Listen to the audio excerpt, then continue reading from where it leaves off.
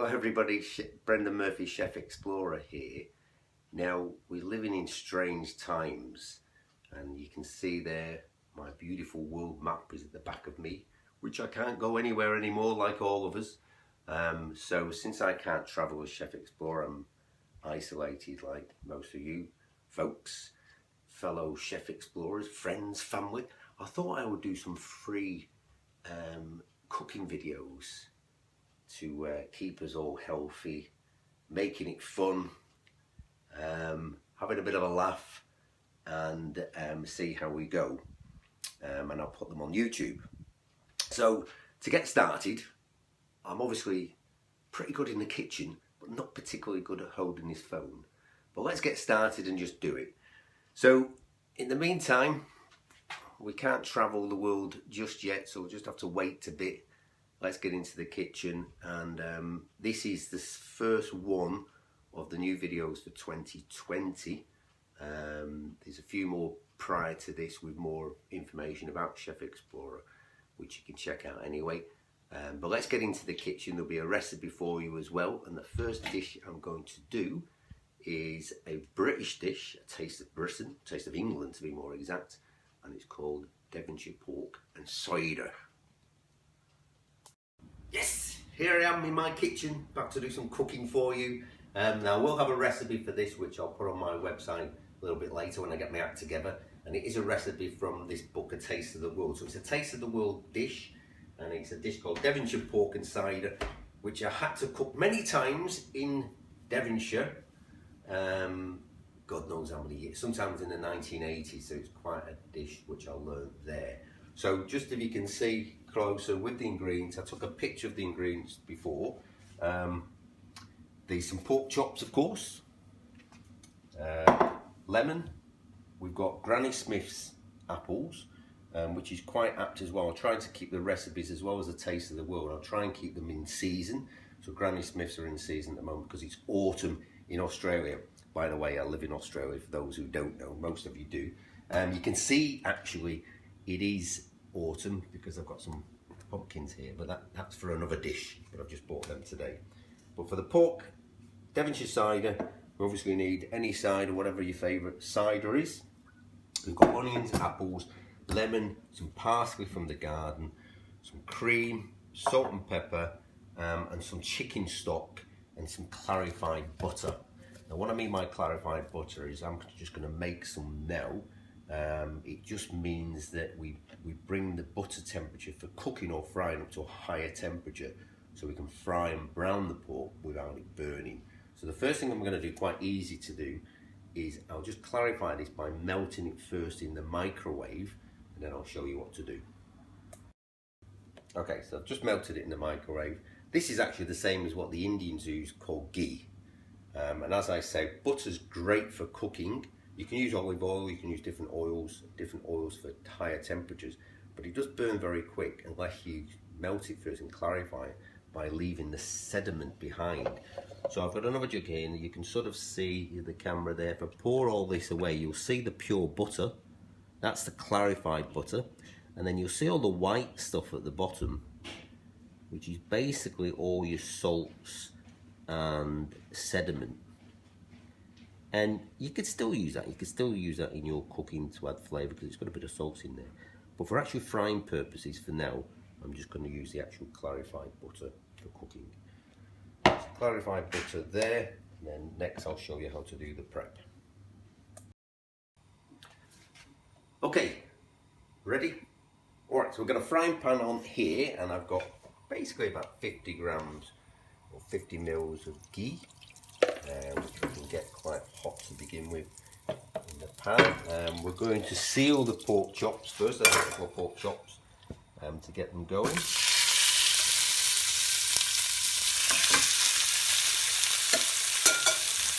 Salt and pepper. I'm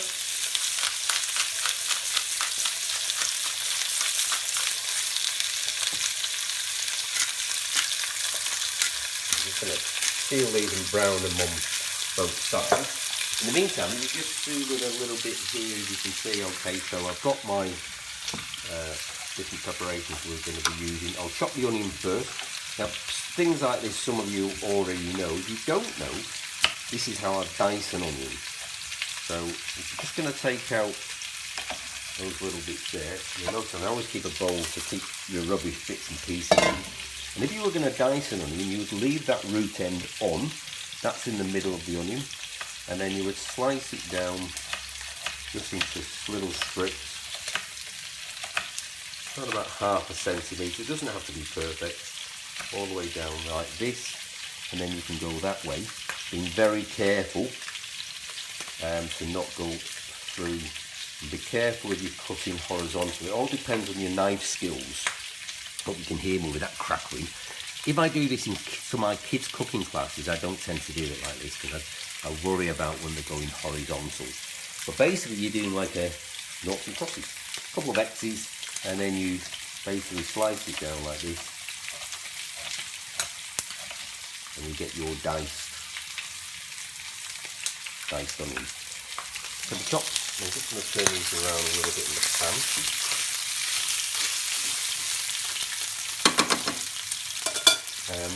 Apple I'm going to leave for the moment. We'll show you how to use that. We're going to core the apple. Lemon, I'm going to use a lemon zester to show you how to zest the lemon. And then parsley I'm just going to chop. With the chicken stock, 150 mils of chicken stock there. And then I'm going to open up the cider, drink it. No, sorry, that comes later. Turn the pork chop. A nice bit of colour going on there. Turn it down just a little bit now. And then I need 300 mils of cider. You're basically looking at about 450 all in all. So you can mix that with the chicken stock. And of course that'll go back in the fridge for the chef later if you like cider. Okay, with the pork chop, at the moment I'm just sealing it a little bit and then I'm going to add the onions to it. So I'm going to give those another couple of minutes, finish off the onion, and then I'll show you the next job. Okay, next job is, so these have been pan fried. Just make sure, remember I have the raw chops in there, so that's going to go in the dishwasher. And I've got another plate here just to take these out. It will be going back in the sauce again anyway, but just don't want to put it back on a plate which has had raw pork in to prevent cross-contamination. There's pork chops, looking good. We can put this back on again. Then we can get the onions in here with a spoon. This particular, I still like to use wooden spoons, especially in good pans like this, non-stick pans, because the metal ones can ruin the surface. There's a little tip for you there, so we can give that a little bit of a fry. Meanwhile, with the lemon, I'm just going to top and tail the lemon. That can go in my rubbish bowl. By the way, little tips as well. When I did the onion before, things like those parts of the onions, don't throw them away. I tend to keep all, in a commercial kitchen, which I'm used to working in, we make heaps and heaps, and that'll go into the stock pot when you make your own chicken stock and stuff. So you could throw it away, or you could keep them to add flavour to a stock on another day. With the lemon, we're going to zest it, which basically means you've got to use this. If you don't have a zester, you could just use your grater. But basically you want round about a teaspoon of lemon zest. And of course this lemon won't go away, we just want the zest, which is where the real lemon flavour is. But you could still then use the rest of the lemon for your lemon juice. So all I'm taking off here is the zest, which is the real nice lemony bit. Great in cakes as well. But you don't want to go too far down into the white bit, because that's the pith, which is quite strong. Just a bit of stir here. You want those onions to be browning a little bit in the ghee.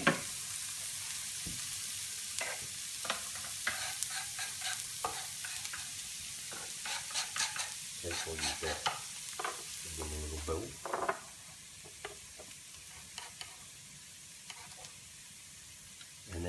with the apple, you could core it if you've got a corer. If you haven't got a corer, I did have a corer somewhere, but God knows where it's gone. I'm always leaving tools everywhere. If not, you've got a corer, you can just take out, cut it into quarters, and then start to take out the core there in each and every one, and then just basically just slice them into sort of even size, centimetre perfect. Again, it doesn't have to be perfect. If you go back to the pan, we've got the onions on there. Now you add your liquid. So this is all your chicken stock and the cider. Every time I say cider, I keep trying to do a southern Devonshire accent. I'm crap at that. Better at cooking instead. So anyway, this is a dish, Devonshire Pork Cider, which is always a story to all my recipes. A recipe with a story. And this one's from Devon when I used to work. I was a year at college, and then in between college, I went working in the summer seasons in England, went down south. Never been to Devon before, beautiful part of the world in Torquay. Expected to bump into Basil Fawlty somewhere along there because that's where Fawlty Towers was based in. And I did bump into a few characters like him. But anyway, we cooked for 1,000 people in a resort called Pontins. I don't know if it's still around actually, Pontins. Could be. Typical British resort, 1,000 people. It was a big learning curve how to cook for large numbers.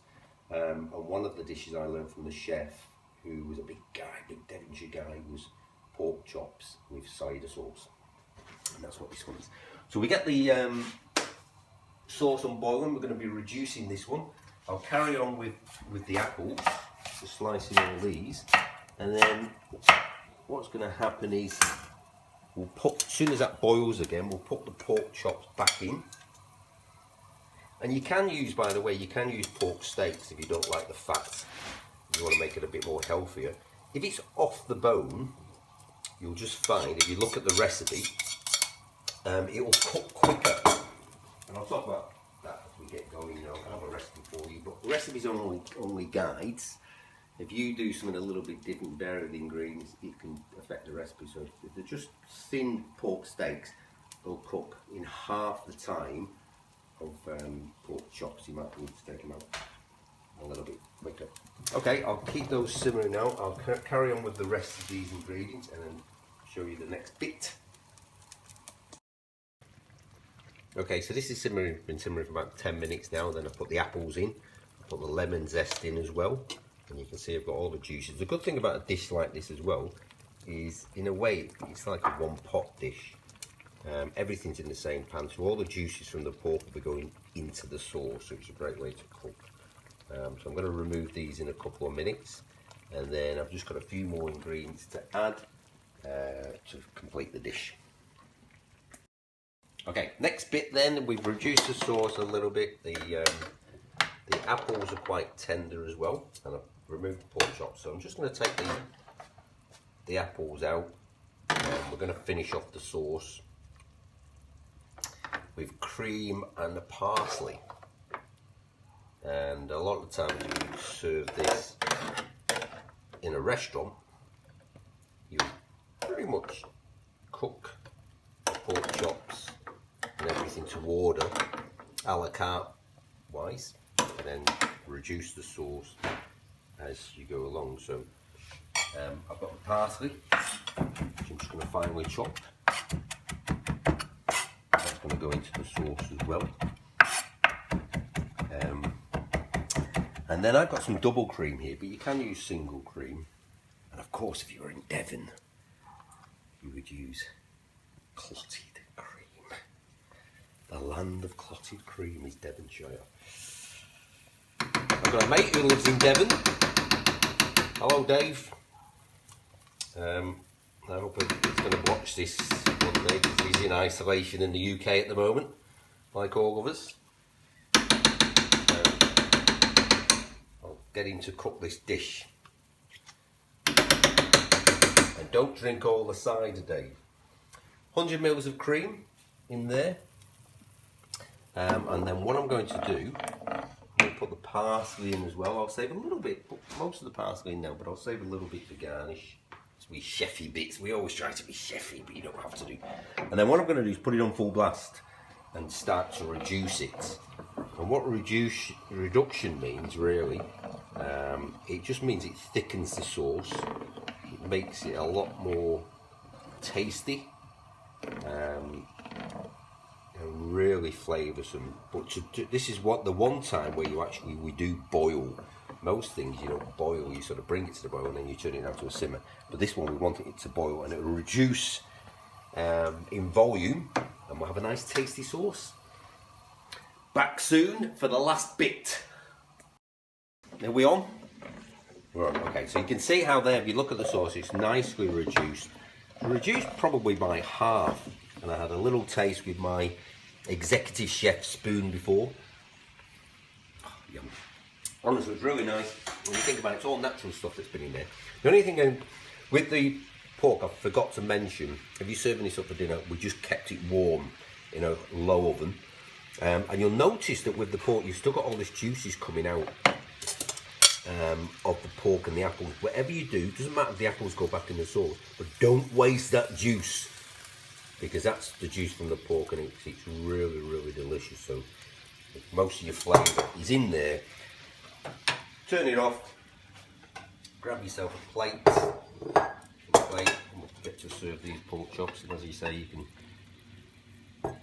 use steaks as well. Put your apples in there. Great combination as well, as we know when we do roast pork and apple sauce. Goes really well together. So it's even good, not just for flavour, but it's actually really good for the digestion as well.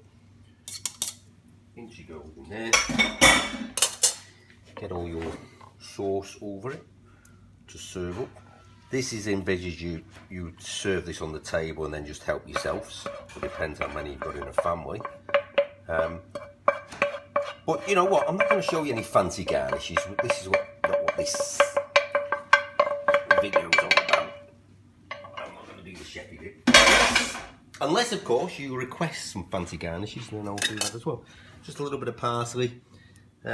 Serve it up. I did put on the recipe, I would serve it up something like braised cabbage and roast potatoes. But you can serve it up with whatever you like. You can have your chips if you want. I know what you English you like, or British. Get your chips if you want your chips. But serve it nice glass of wine, which is what we're going to have very soon. That's the first one of many to come. Let me know, email, send me messages if you like it. I will have recipes for you. Got to get my act together, make sure I get that on the website before I post this onto YouTube, of course, or whichever way I do it. And then I'll try to do one. This will be a monthly theme, but in these days of this horrendous coronavirus, I'll try and do something weekly, make it a bit more fun as we go along. And of course, don't forget your hand sanitizer. See you soon.